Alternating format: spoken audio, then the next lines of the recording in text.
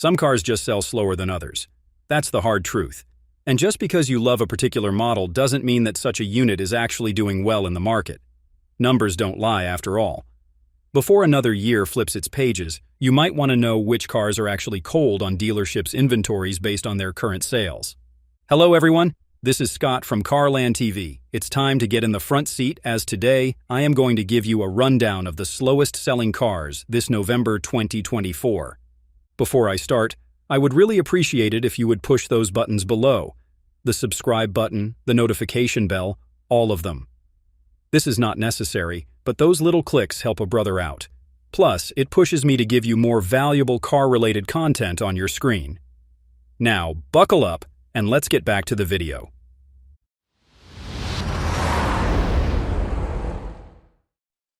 Audi Q8. The recent market day supply of the Audi Q8 is at 270, according to CarEdge. That's quite a lot, and that hurts Audi in a lot of ways, especially since one of its prized cars isn't bringing money to the coffers. Now, there are multiple factors that contribute to the decline of sales of the Q8. I've mentioned that it was declined because, in the past, the Q8 has actually been doing well. The first of these reasons is, of course, the market saturation in its segment. Essentially, what I'm trying to say is that the luxury SUV market has been getting highly competitive, with strong offerings from BMW, Mercedes-Benz, and other well-established key players. Whether you like it or not, these rivals offer better value propositions and innovative features than Audi, and this directly affects the Q8. Another thing that you need to consider is its costly ownership. In particular, the Audi Q8 is rated to have a high 5-year cost to own. It's approximately $110,000, which is the last thing that you want to deal with after buying an expensive car. It's further compounded by significant depreciation, high insurance rates, and substantial maintenance expenses. Again, not many people are willing to deal with that. Plus, while it is true that the Q8 is praised for its interior and style, it lacks the sportier driving dynamics or hybrid powertrain options that current car buyers are looking for in a luxury SUV. Fiat 500e. If you're a fan of the Fiat 500e, it sucks to be you right now. After all, the car is being flagged as one of the slowest selling vehicles for November 2024, based on the data published by CarEdge.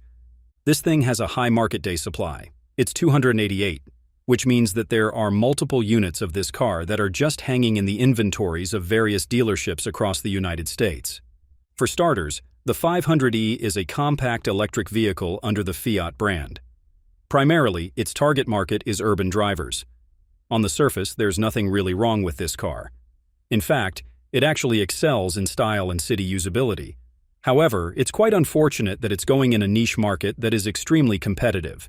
In its segment, there are certain EVs that offer greater versatility and range, such as the Tesla Model 3 and Chevrolet Bolt. From that alone, we can really infer that the 500e isn't the top priority of many buyers.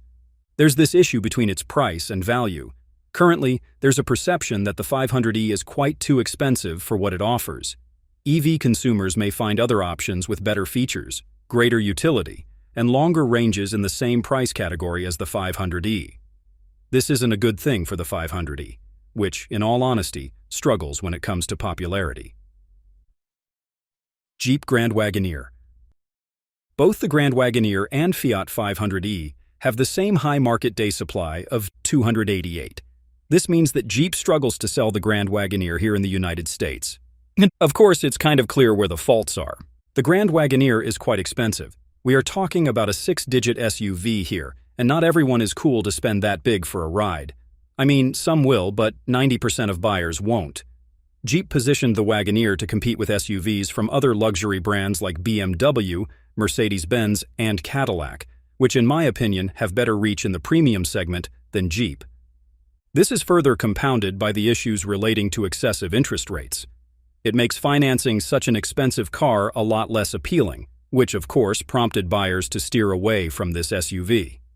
While the Grand Wagoneer offers premium features and capability, many buyers in this price range are drawn to more established luxury brands or newer, more technologically advanced SUVs, which connects with the first point that I've raised here.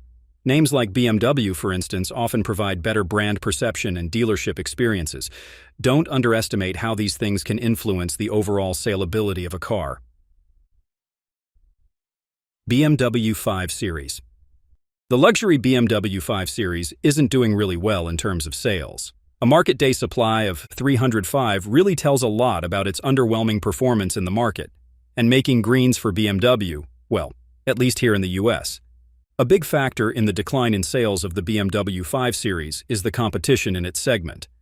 Right now, the mid-size luxury sedan is getting stacked as more and more rivals are entering the scene, such as the Mercedes-Benz E-Class, Genesis G80, and Audi A6. I am not saying that any of these cars that I've mentioned are better than the BMW 5 Series.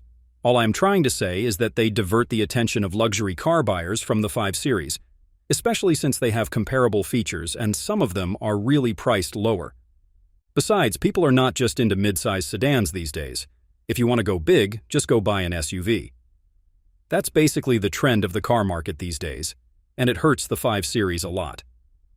Just to put things into perspective, BMW's X5 and X3 SUVs have been consistent top sellers in their segment. That alone tells us that sedans like the BMW 5 Series are no longer the prospective choice for many car consumers, even for those with the capacity to spend big. And yes, let's talk about styling. Although the 2024 redesign of the BMW 5 Series included both gasoline and all-electric variants, some critics have described the updates as quote-unquote conservative and lacking the bold appeal that might attract new customers. This one is pretty much up for debate, but it does have some merits, though. Nissan Z. First on the list is the Nissan Z. It has a market day supply of the 350, according to the data from CarEdge, which means that it's not seeing that many buyers and that the car itself rarely gets out from any dealerships. So why is this the case? Well, for a number of reasons. First, Nissan Z's production has been notably low. Apparently, there were only less than 1,000 units of Nissan Z that were sold here in the US during the first half of 2023. This scarcity is due to a number of reasons, such as supply chain disruptions and production constraints following the pandemic and global chip shortages. These are external factors that car makers have no control over, but Nissan has been criticized for not being able to bounce back strongly compared to rival auto manufacturers. Second, there's also this possibility about the pricing of the Z, which is a bit unappealing.